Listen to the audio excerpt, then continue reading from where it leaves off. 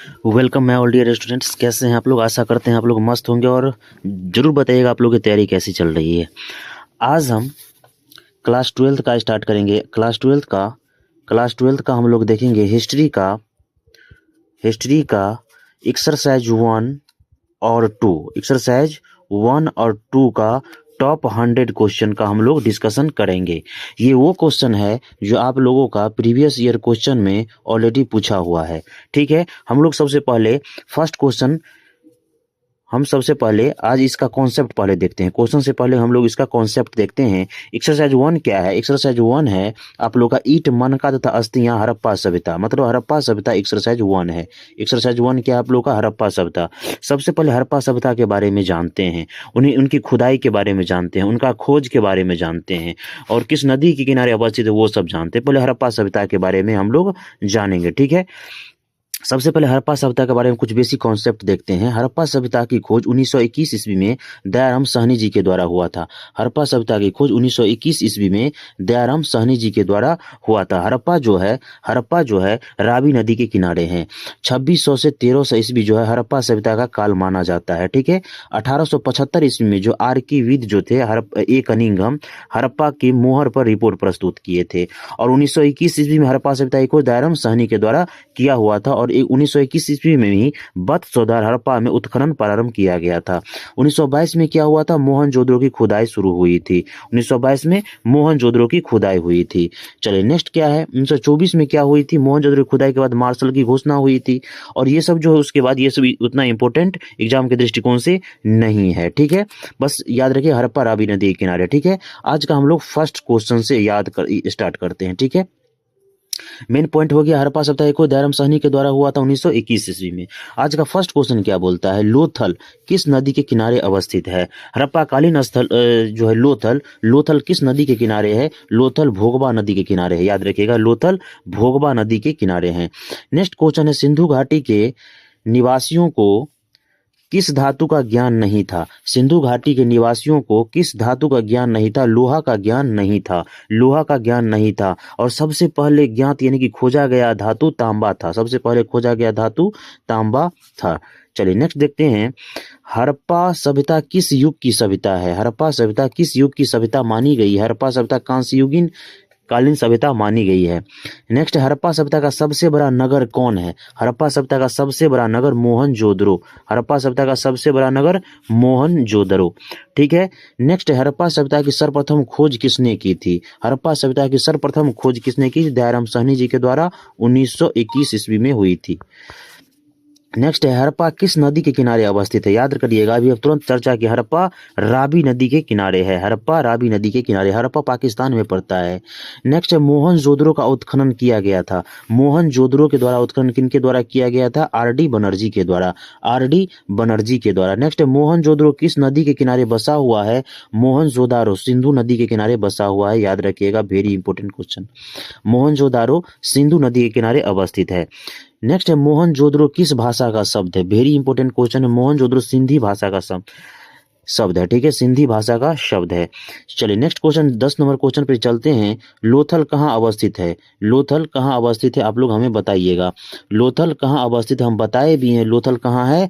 पश्चिमी गुजरात में। पश्चिमी गुजरात में ये अवस्थित है। लोथल गुजरात में अवस्थित है। ठीक है, कालीबंगन किस राज्य में अवस्थित है? कालीबंगन राजस्थान में अवस्थित है। कालीबंगन राजस्थान में अवस्थित है। नेक्स्ट है, सिंधु घाटी सभ्यता में विशाल स्नानागार के अवशेष कहाँ से प्राप्त हुए? सिंधु घाटी सभ्यता में विशाल स्नानागार कहाँ से प्राप्त हुए? कहाँ से प्राप्त हुए? देखिए कितना इंपॉर्टेंट क्वेश्चन, 9 में, 10 में, 13 में, 15 में, 16 में, 17 में, 19, 22 में कितना इंपॉर्टेंट क्वेश्चन ये पूछा गया है। तो हमें बताइएगा आप लोग कौन होगा? विशाल स्नानागार कहाँ से प्राप्ति हुई? मोहनजोदारो से। राखालदास बनर्जी को मोहनजोदारो के अवशेष किस वर्ष प्राप्त हुए? राखालदास बनर्जी ने मोहनजोदड़ो के अवशेष किस वर्ष प्राप्त हुए? याद रखिएगा, इसका हो जाएगा 1922। कब हो जाएगा? 1922। जबकि हड़प्पा सभ्यता कब हो जाएगा? 1921। नेक्स्ट है, हल से जुते हुए खेत के साक्ष्य कहाँ से मिले? हल से जुते हुए खेत के साक्ष्य कालीबंगन से प्राप्त हुए। मोहनजोदड़ो की खोज 1922 में किसके द्वारा किया गया था? हमें बताइएगा। रखालदास बनर्जी के द्वारा। और मोहनजोदड़ो किस नदी के किनारे? सिंधु नदी के किनारे। नेक्स्ट है, पुरातत्व के अंतर्गत निम्न में से कौन नहीं है? पुरातत्व के अंतर्गत, पुरातत्व मतलब जो खोज खाज होता था खुदाई के दौरान, इनमें से कौन सा संबंधित नहीं है? याद रखिएगा, जब खुदाई होता है तो अभिलेख की प्राप्ति होती है, सिक्के मिलते हैं, भग्नावशेष मिलते हैं, जबकि साहित्य की प्राप्ति नहीं होती है। नहीं हो जाएगा इसमें साहित्य। मोहनजोदड़ो का शाब्दिक मतलब क्या? मोहनजोदारो का शाब्दिक मतलब क्या है? मृतकों का टीला। ये भी वेरी इंपॉर्टेंट क्वेश्चन है। चलिए नेक्स्ट है, भारतीय पुरातत्व का पिता किसे कहा जाता है? यानी कि आर्कियोलॉजिस्ट कौन थे? ए कनिंघम, अलेक्जेंडर कनिंघम को कहा जाता है। नेक्स्ट है, हड़प्पा का उत्खनन किया था। हड़प्पा का उत्खनन किनके द्वारा हुआ था? दयाराम साहनी के द्वारा हुआ था। भारतीय पुरातत्व सर्वेक्षण विभाग के पहले डायरेक्टर जनरल कौन हुए? भारतीय पुरातत्व सर्वेक्षण विभाग के पहले डायरेक्टर जनरल कौन हुए? ए कनिंघम। कौन हुए? अलेक्जेंडर कनिंघम जी हुए। हड़प्पा सभ्यता के अग्निकुंड कहाँ से मिले? हड़प्पा सभ्यता में जो है अग्निकुंड का साक्ष्य कहाँ से मिलता है? कालीबंगन से।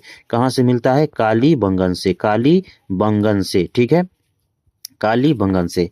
नेक्स्ट है, निम्न में से 22 नंबर कौन सा हड़प्पा सभ्यता का नगर नहीं है? इनमें से कौन है जो हड़प्पा कालीन सभ्यता के अंतर्गत नहीं आते हैं? तो विजयनगर। विजयनगर जो है कर्नाटक में है और ये जो है हड़प्पा कालीन स्थल के अंतर्गत नहीं आते हैं।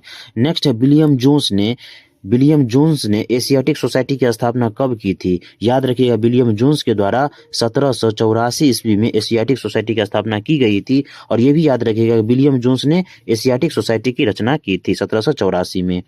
दयाराम साहनी ने हड़प्पा सभ्यता की खोज किस वर्ष की थी? 1921 ईस्वी में। 1921 ईस्वी में। धौलावीरा किस राज्य में है? धौलावीरा गुजरात में है। धौलावीरा कहाँ है? गुजरात में है। धौलावीरा कहाँ है? गुजरात में है।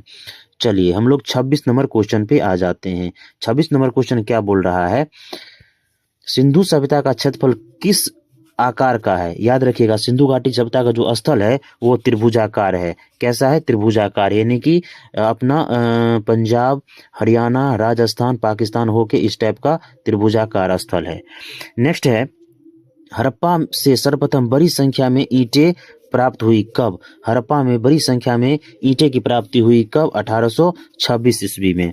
सैंधव सभ्यता से संबंधित स्थल चनहुंद्रो का सर्वप्रथम खोज किसने की? चनहुंद्रो की खोज किसके द्वारा किया गया था? एनसी मजुमदार के द्वारा। चनहुंद्रो की खोज किनके द्वारा किया गया था? एनजी मजुमदार के द्वारा।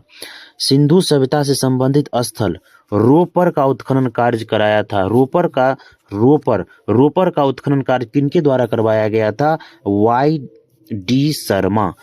अश्व होने का साक्ष्य, यानी कि अश्व घोड़ा की प्राप्ति किस हड़प्पाकालीन स्थल से हुई? लोथल और सुतकोटदा से। यानी कि अगर पूछ दे घोड़ा के अस्थि पंजर अगर पूछ दे तो भी लोथल और सुतकोटदा ही मारिएगा।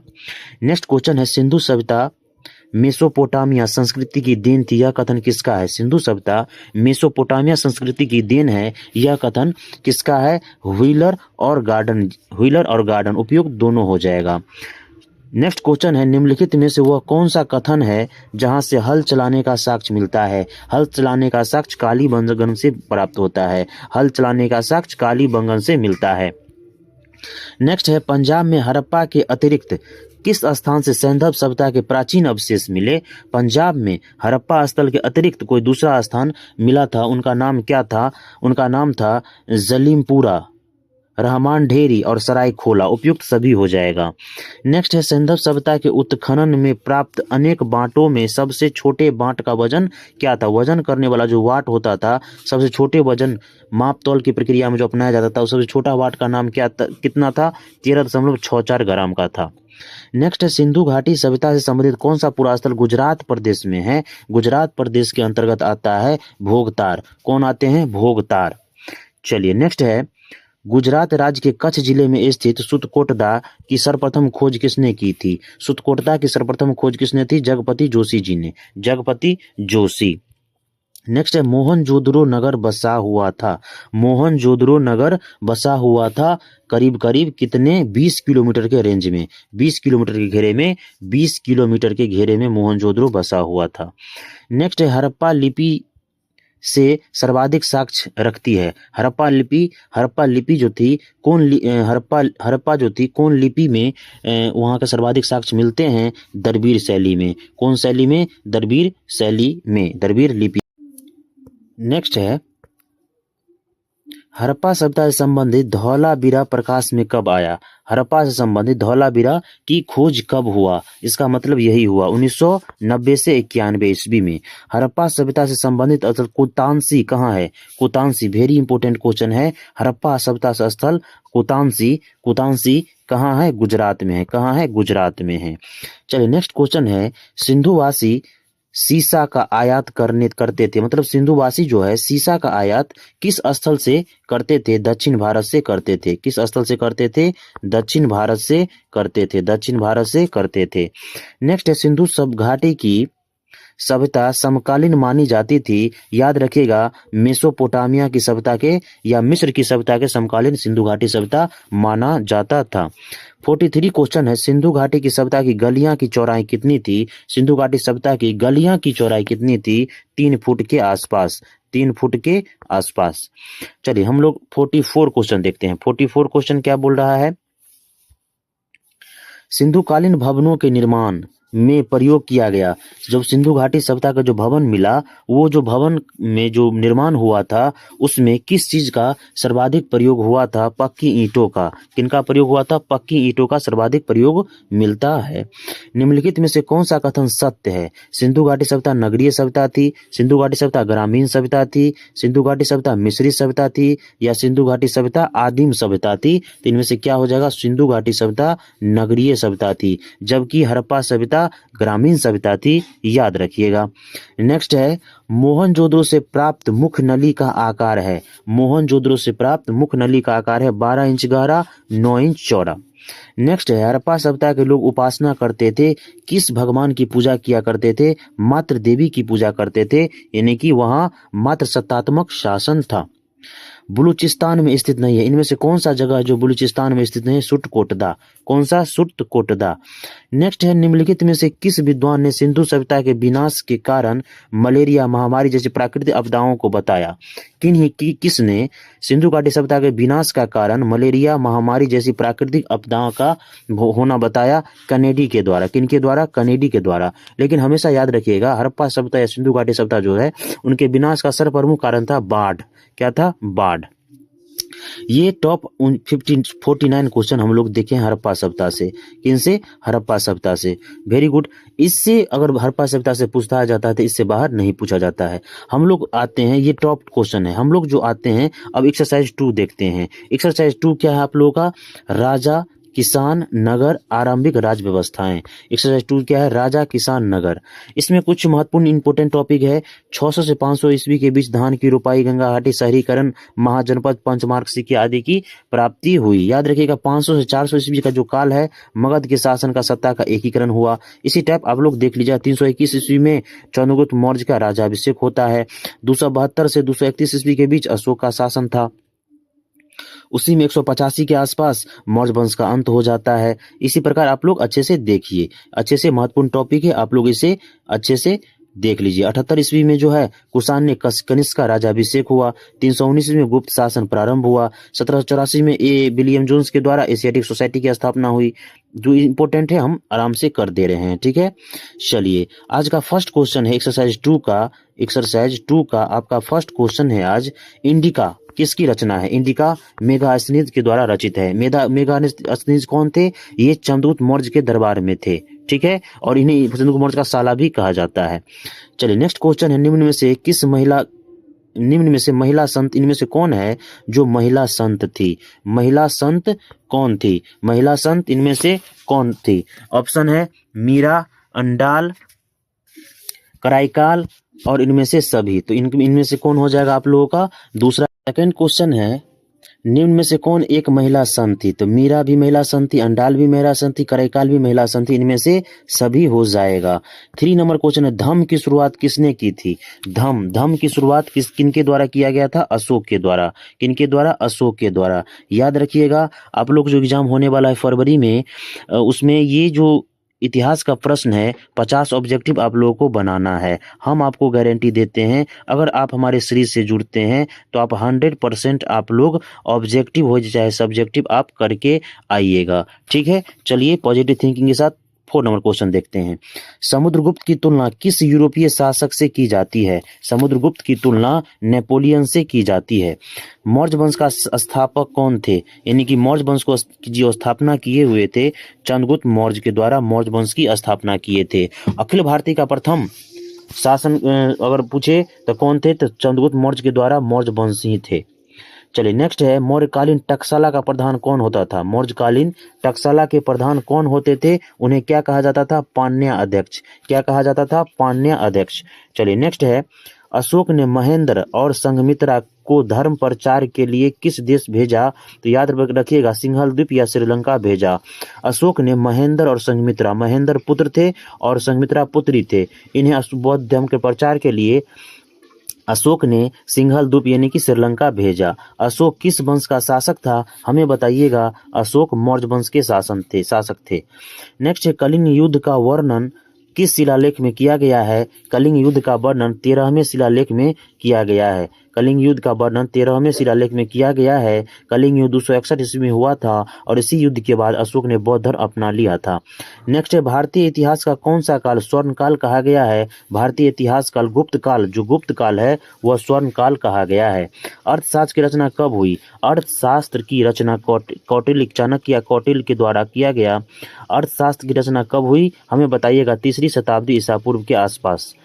नेक्स्ट है, अशोक द्वारा प्रचारित बौद्ध धर्म कहाँ प्रचलित नहीं हुआ? इनमें से कौन सा जगह है जहाँ पे अशोक के द्वारा बौद्ध धर्म का प्रचार नहीं किया गया? वो है ब्रिटेन। जबकि सीरिया, श्रीलंका, जापान तक अशोक ने बौद्ध धर्म को फैला दिया था। नेक्स्ट है, भारत का नेपोलियन किस शासक को कहा गया? अभी तुरंत पढ़ें, समुद्रगुप्त को।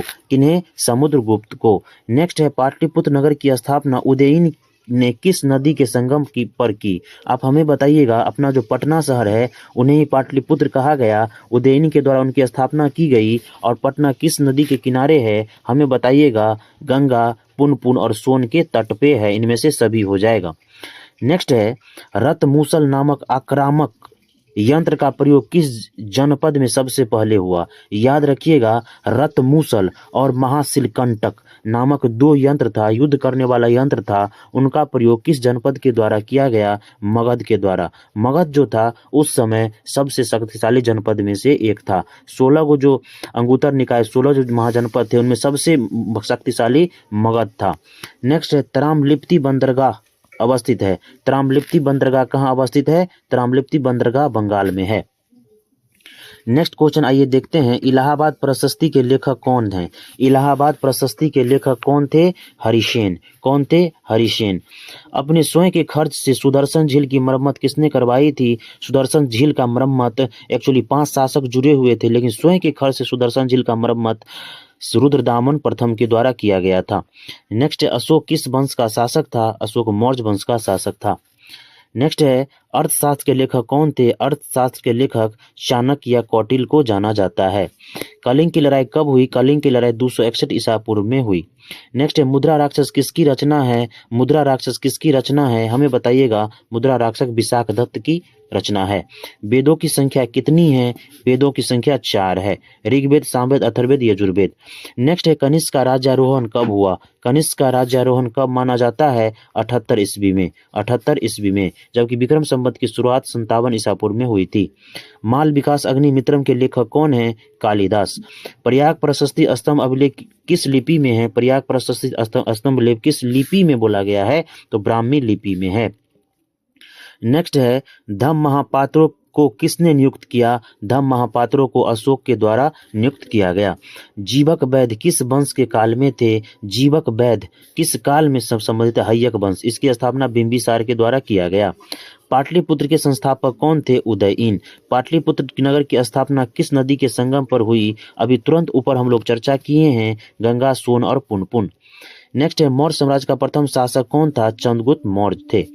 अर्थशास्त्र एवं इंडिका से किस राजवंश की जानकारी मिलती है? चंद्रगुप्त मौर्य के बारे में जानकारी मिलती है, मौर्य साम्राज्य के बारे में जानकारी मिलती है। पतंजलि के महाभाष्य में हमें जानकारी मिलती है, पतंजलि के महाभाष्य से हमें जानकारी मिलती है शुंग वंश का। इसमें शुंग वंश कहीं भी नहीं है, तो इनमें से कोई नहीं। बिज्जी को सामाजिक ग्रंथों में कहा गया है बज्जी को सामाजिक ग्रंथों में क्या कहा गया है? गणतंत्र कहा गया है। बज्जी 16 महाजनपदों का ही पाठ है। जनपद का शाब्दिक अर्थ क्या होता है? जनपद का शाब्दिक अर्थ जहां लोग अपना घर बनाते हैं। पंच चिन्ह वाले सिक्कों को क्या कहा जाता था? पंच चिन्ह वाले सिक्कों को चांदी के, पंच सिक्के बने होते थे चांदी के सिक्के, जिसे आहत सिक्का भी कहा गया। 16 महाजनपदों में सबसे शक्तिशाली जनपद मगध था। चोलों की सबसे छोटी प्रशासनिक इकाई कौन थी? चोलों की सबसे छोटी प्रशासनिक इकाई कौन थी? याद करिएगा, उसे क्या कहा जाता था? उसे क्या कहा जाता था? उर। नेक्स्ट है, रजत तरंगिणी किसने लिखा? रजत तरंगिणी कलहन के द्वारा लिखा गया था। अंगुतर निकाय के अनुसार महाजनपदों की संख्या कितनी थी? अंगुतर निकाय बौद्ध धर्म से संबंधित है, उनके अनुसार 16 महाजनपद थे। और भगवती सूत्र जैन धर्म के अनुसार, उनके अनुसार भी महाजनपद की इकाई संख्या कितनी थी? 16। मगध साम्राज्य की स्थापना किसने की? मगध साम्राज्य की स्थापना किनके द्वारा किया गया? हमें बताइएगा। बिंबिसार के द्वारा। किनके द्वारा? बिंबिसार के द्वारा। नेक्स्ट है, चंद्रगुप्त मौर्य का शासनकाल क्या था? चंद्रगुप्त मौर्य का शासनकाल हमें बताइएगा आप लोग। 323 से 298। 323 से 298। नेक्स्ट है, विक्रमादित्य की उपाधि किस सम्राट ने ग्रहण की? विक्रमादित्य की उपाधि चंद्रगुप्त द्वितीय को विक्रमादित्य की उपाधि से नवाजा गया। आश्रम व्यवस्था में कितने प्रकार के आश्रमों का उल्लेख है? आश्रम व्यवस्था में 4 प्रकार के आश्रमों का उल्लेख है। नेक्स्ट है, अश्वमेध यज्ञ का आयोजन क्यों किया जाता था? अश्वमेध यज्ञ का आयोजन अपने क्षेत्र विस्तार के लिए, अपना प्रभुत्व स्थापित करने के लिए किया जाता था। इनमें से कोई नहीं हो जाएगा। ये बहुत ही इंपॉर्टेंट क्वेश्चन है, आप लोग पैनी निगाह से, रिवीजन के दृष्टिकोण से ये बहुत इंपॉर्टेंट है। आप लोग अच्छे से इसे नोट डाउन कर लीजिए और देख लीजिए। अभिलेखों की निम्नलिखित में से कौन सा सीमा नहीं है? अभिलेखों की निम्नलिखित में से कौन सा सीमा नहीं है? अभिलेख देश के कुछ ही भागों में मिलते हैं, ये नहीं हो जाएगा। नेक्स्ट है, भारत में सबसे अधिक अभिलेख किसके मिले? भारत में सर्वाधिक अभिलेख अशोक के मिले। जेम्स प्रिंसप ने अशोककालीन ब्राह्मी लिपि का अर्थ कब निकाला? जेम्स प्रिंसप ने अशोककालीन ब्राह्मी लिपि का अर्थ कब निकाला? 1838 में। आहत सिक्कों को किसने जारी किया? आहत सिक्कों को किसने जारी किया? हमें बताइएगा। राजा के द्वारा, व्यापारियों के द्वारा, नागरिकों ने, उपयुक्त सभी हो जाएगा। नेक्स्ट है, उत्तरी कृष्ण मार्जित पात्र के साथ क्या नहीं मिला? उत्तरी कृष्ण मार्जित पात्र के साथ इनमें से क्या नहीं मिला? मोबाइल। ये जो आधुनिक युग का है वो नहीं मिले। प्रभावती गुप्त कौन थी? प्रभावती गुप्त कौन थी? चंद्रगुप्त द्वितीय की पुत्री। चंद्रगुप्त द्वितीय की पुत्री थी प्रभावती गुप्त। नेक्स्ट है, राजा के आतंक से तंग आकर लोग क्या करते थे? राजा से आतंक से लोग तंग आकर घर छोड़कर जंगल में भाग जाते थे। नेक्स्ट है, निम्नलिखित में से कौन सामंतों से संबंधित नहीं था? सामंतों से संबंधित इनमें से कौन नहीं था? राजा से वेतन लेना। नेक्स्ट है, अशोक ने साम्राज्य को अखंड करने के लिए क्या किया? अशोक ने अपने साम्राज्य को अखंड करने के लिए उसने धर्म का प्रचार किया। चलिए नेक्स्ट है, प्राचीन भारत में से एक ऐसे क्षेत्र का नाम बताइए जहां राज्य और नगर सघन रूप में बसे हुए थे। वो जगह का नाम है पूर्वी भारत। वो जगह का कौन सी है? पूर्वी भारत। नेक्स्ट है, गोत्र के अंदर विवाह करना कौन सा विवाह है? गोत्र के अंदर विवाह करना अंतर विवाह है। अंतर विवाह है। नेक्स्ट है, क्या ब्राह्मणों का सार्वभौमिक प्रभाव था? क्या ब्राह्मणों का उस समय सार्वभौमिक प्रभाव था? तो क्या हो जाएगा? नहीं। सातवाहन राजाओं और रानियों की आकृति कहाँ से प्राप्त हुई? सातवाहन राजा और रानियों की आकृति प्राप्त कहाँ उत्कीर्ण है? हमें बताइए आप लोग। वो है गुफा की दीवारों पर। कहाँ? गुफा की दीवारों पर। माताओं के महत्व का ज्ञान कहाँ से मिलता है? माताओं के महत्व का ज्ञान कहाँ से मिलता है? सातवाहन अभिलेखों में मात्र सत्तात्मक शासन, वहां पर माता की पूजा होती थी। द्रोण अद्वितीय तीरंदाज द्रोण को अद्वितीय तीरंदाज किसको बनाना चाहते थे? द्रोण जो थे अद्वितीय तीरंदाज किन्हें बनाना चाहते थे? आप लोग महाभारत जरूर देखे होंगे, तो आप हम बताइए अर्जुन को जो है तीरंदाज बनाना चाहते थे। श्रेणी की क्या विशेषता थी? श्रेणी की क्या विशेषता थी? सभी जातियों को एक व्यवसाय से जोड़ना श्रेणी कहलाता था। नेक्स्ट है 7वीं शताब्दी में कौन चीनी यात्री भारत आया? 7वीं शताब्दी का बात हो रहा है। 7वीं शताब्दी में कौन चीनी यात्री भारत आए थे? ह्वेनसांग, इसे क्या कहा जाता है? ह्वेनसांग। नेक्स्ट है मनु स्मृति में कितने प्रकार के विवाह का उल्लेख है? 8 प्रकार के विवाह का उल्लेख है मनु स्मृति में। कौन सा उपनिषद अथर्ववेद से संबंधित नहीं है? तो श्वेताश्वर जो है अथर्ववेद से संबंधित नहीं है। नेक्स्ट है खुद्दक निकाय का संबंध है। खुद्दक निकाय का संबंध है सुत्त पिटक से। क्षत्रिय शब्द का साहित्यिक अर्थ क्या है? क्षत्रिय शब्द का साहित्यिक अर्थ क्या है? राज्य या क्षेत्र का अधिकार होना, राज्य या क्षेत्र पर अधिकार होना। नेक्स्ट है प्राचीन भारत के महाकाव्य का नाम क्या था? प्राचीन भारत के महाकाव्य का नाम क्या था? महाभारत। प्रसिद्ध ऐतिहासिक स्थल अमरावती किस राज्य में स्थित है? अमरावती आंध्र प्रदेश में स्थित है। नेक्स्ट है ऋग्वेद के पुरुष सूक्त में सर्वप्रथम किस वर्ण का उल्लेख है? ऋग्वेद के पुरुष सूक्त में सर्वप्रथम किस वर्ण का उल्लेख हुआ है? ब्राह्मण वंश का। महाभारत के आदि पूर्व से किस अध्याय में ग्रीष्म भीष्म द्वारा 8 प्रकार के विवाहों का वर्णन किया गया है? 102वें अध्याय में।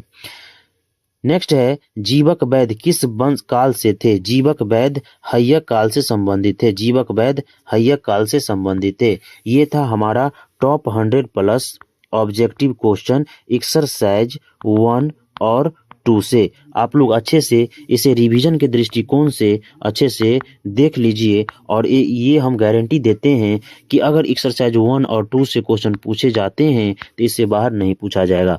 चलिए हम लोग मिलेंगे नेक्स्ट वीडियो में। आप लोग अच्छे से देख लीजिए। तब तक के लिए good day, take care, bye bye, जय हिंद, धन्यवाद।